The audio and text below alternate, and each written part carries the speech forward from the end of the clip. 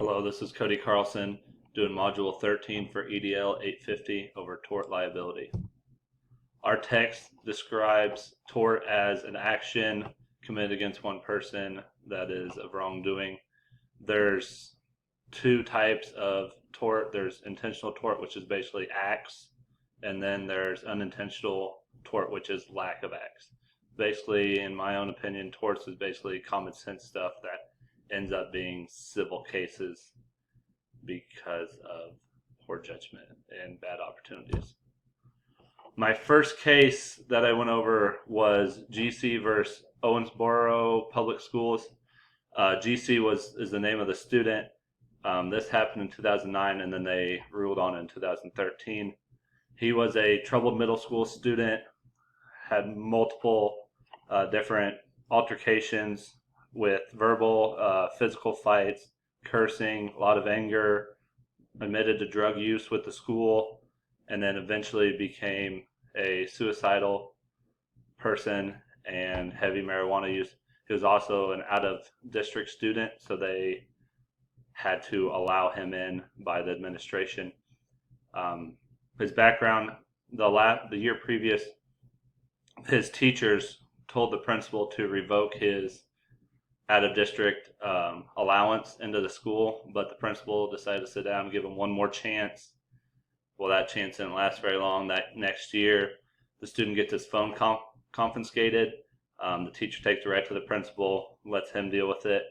The principal ends up reading the student's text messages in their phone, and she described why she read her text messages because she was looking to make sure he still wasn't suicidal.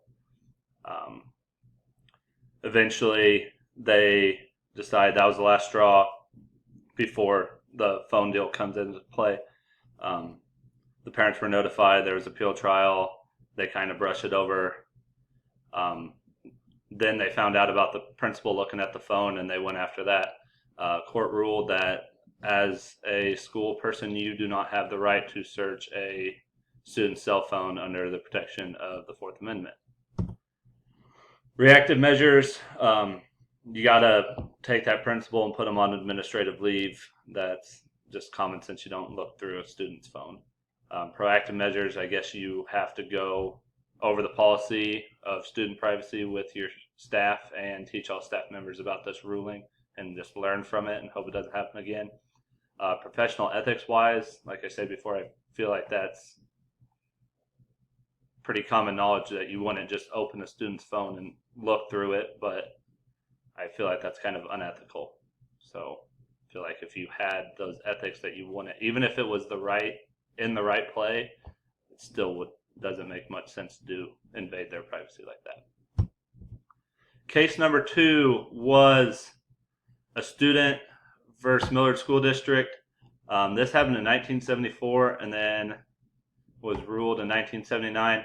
A junior high student named David missed the first day of a golf unit in PE.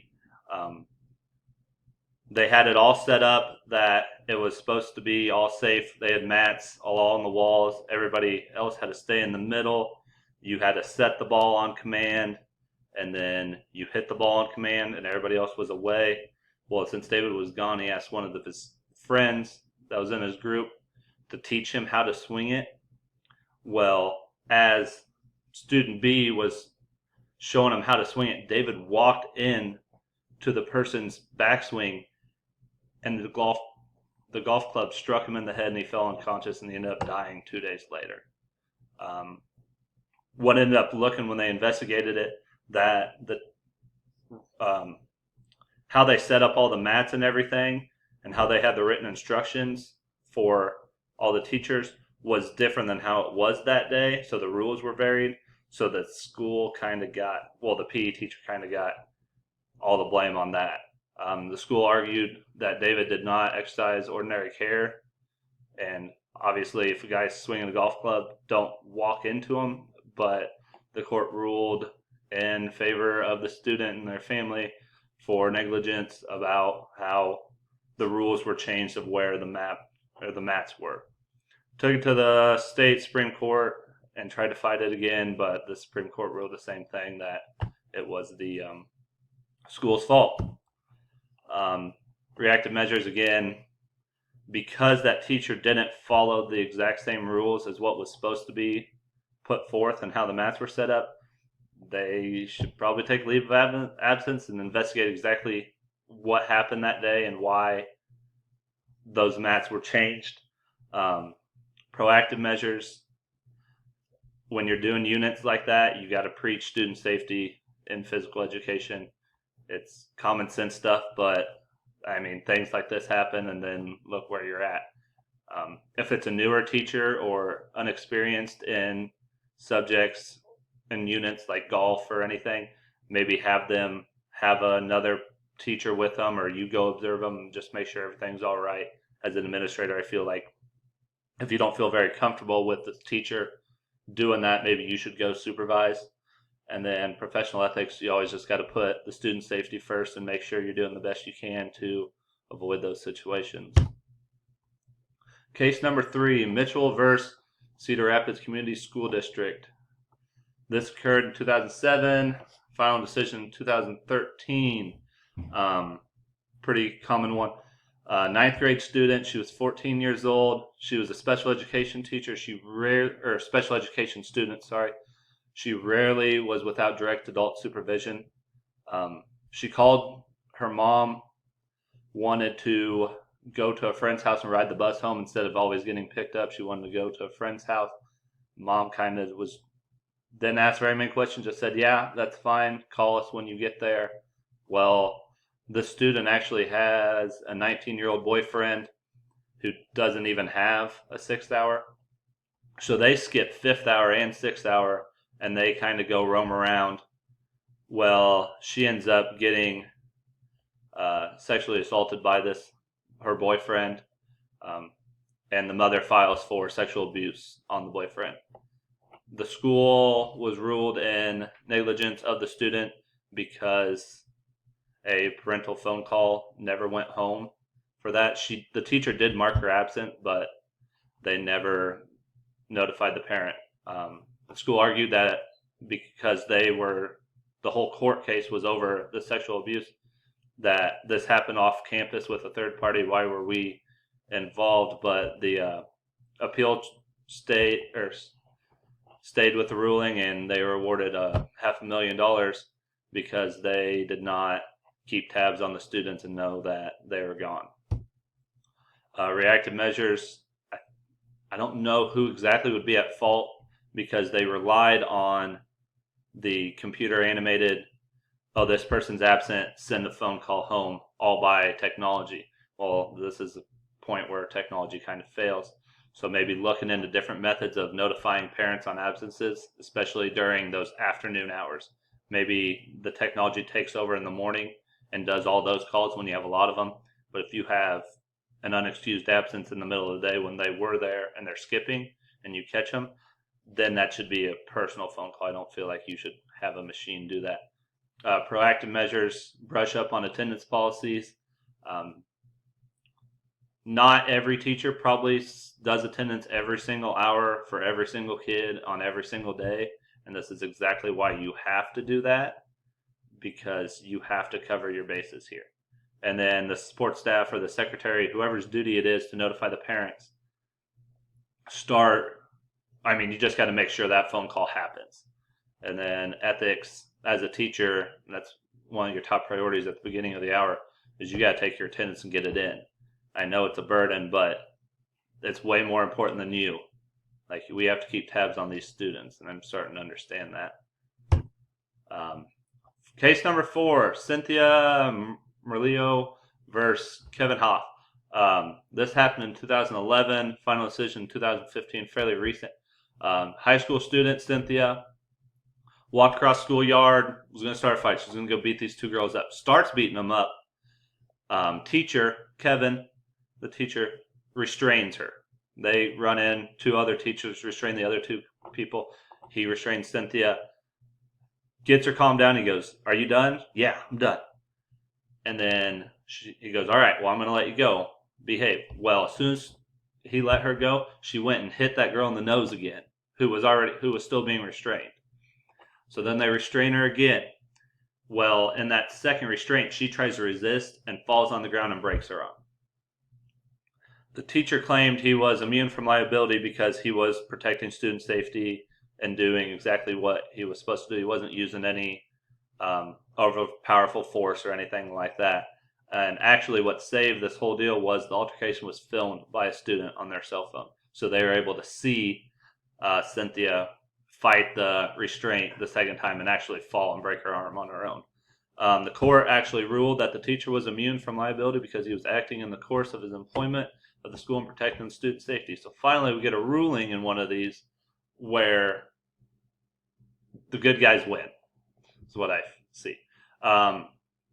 Reactive measures, I think you give them a pat on the butt and say, hey, that's probably shouldn't give them a pat on the butt dealing with tort cases, but pat on the back and say, hey, good job, thanks for doing your job, and then kind of brush up everybody else at the next meeting of saying, hey, here's our protocol.